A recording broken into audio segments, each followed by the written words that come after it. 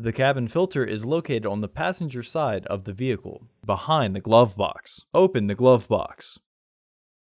Unhook the dampener arm.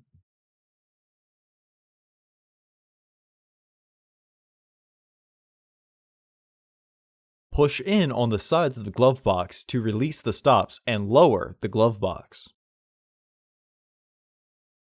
Unclip and remove the filter housing door.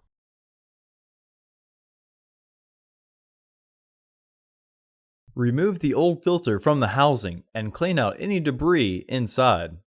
Insert your new AQ1102 filter with its arrow pointing up.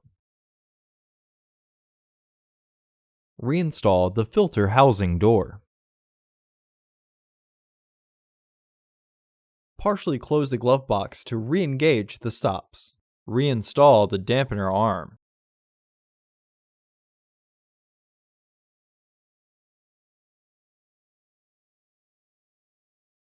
Close the glove box. Order your parts today at filterheads.com. Also, please like our video and subscribe to our channel so you won't miss any new content.